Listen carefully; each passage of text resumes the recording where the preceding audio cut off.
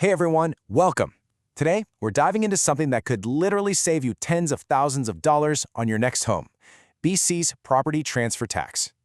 There are some really big changes coming in 2025, and trust me, you're going to want to know about them. So, let's jump right in. So let me ask you something straight up. Are you thinking about buying a home here in beautiful British Columbia? If you're nodding your head yes, then you are in exactly the right place. Because there's a huge cost you absolutely need to know about, but, and this is the good part, there are also some huge ways to save. Okay, get ready for this number, $28,000. Just let that sink in for a second. That, my friends, is what you could be paying in property transfer tax, or PTT, on a pretty typical $1.5 million home in BC. It's a massive cost that honestly blindsides a lot of buyers right at the finish line.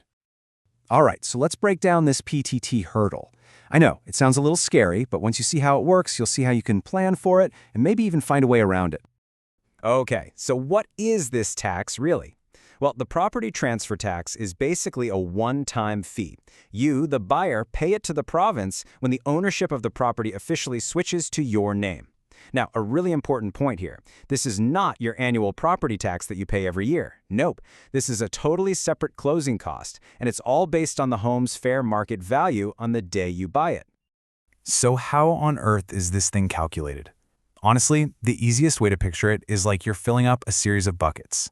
The first bucket holds the first $200,000 of your home's value, and that gets taxed at 1%. Simple enough?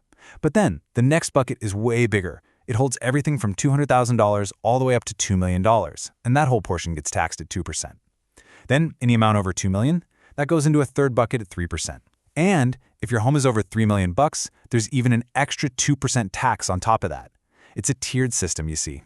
And man, as you can see here, this system adds up fast. Look at this. For a $500,000 home, you're paying $8,000 in tax. But jump up to a $1.5 million home, bam, it's $28,000. And a $3 million place, a whopping $68,000.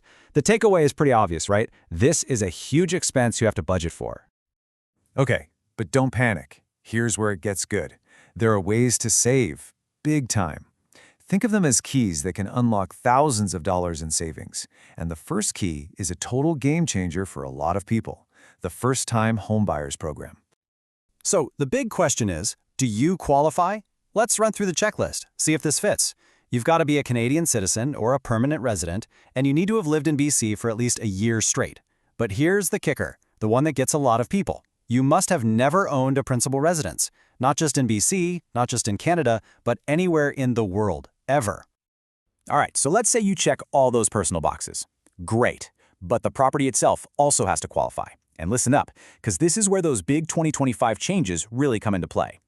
To get the full tax exemption, the home's value now has to be $835,000 or less. That's the new threshold. You can still get a partial break for homes valued up to $860,000. And, super important, you have to actually move in and live there as your main home for 1 full year. No exceptions. So what does that actually mean for your wallet?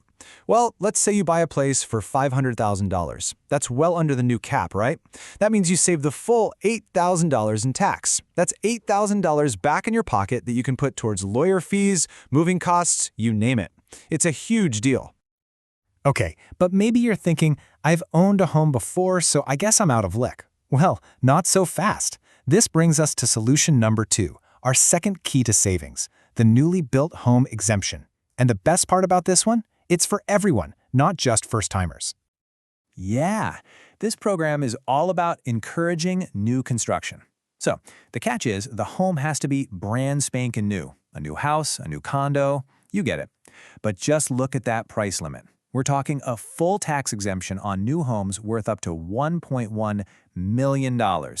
The move-in rules are the same, but that higher price point, it opens the door to massive savings, especially for people who are on their second or third home. And the savings here are even bigger. I mean, think about it.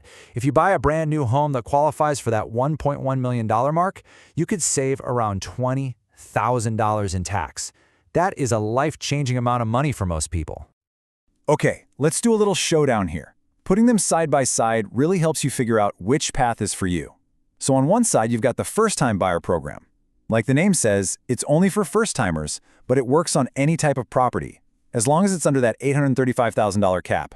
Then on the other side, you've got the newly built exemption. This one's open to everybody, but only for brand new homes. The big trade-off? The value limit skyrockets to $1.1 million, and the savings can hit that incredible $20,000 mark. All right, those are the two big ones, but there are a few other, more specific ways to save. These won't apply to everyone, but they're definitely worth knowing about. Yeah, these are for more specific life events. For example, if a principal residence is being transferred between family members, say a parent giving their house to their child, you can often avoid the tax. Same goes for properties passed down through an inheritance or transferred between spouses during a divorce. And hey, if you're a developer or an investor, you want to pay close attention to this last one. There's a brand new full exemption on new purpose-built rental buildings with 4 or more units, running from 2025 to 2030. That's a huge incentive. Phew, okay, that was a lot of information, I know. So let's wrap this up. Let's boil it all down to the key takeaways, the things you absolutely need to remember. If you remember anything from this, remember these 4 numbers for 2025. Number 1, the big scary number, $28,000. That's your potential tax on a $1.5 million home. Number 2, the first-time buyer number, $835,000. That's your new full exemption limit. Number 3, the new build number, $1.1 million, the much higher threshold. And finally, number 4, the big savings number, $20,000. That's what you could save on that qualifying new build. Got it? Good. Look, at the end of the day, knowing this stuff is your superpower. The property transfer tax is a huge hurdle, for sure, but it doesn't have to be a deal breaker. Now that you understand how these exemptions work, you can turn a huge expense into something you can actually manage and save a ton of money in the process. So really, the only question now is, which one of these keys is going to unlock the door to your next home?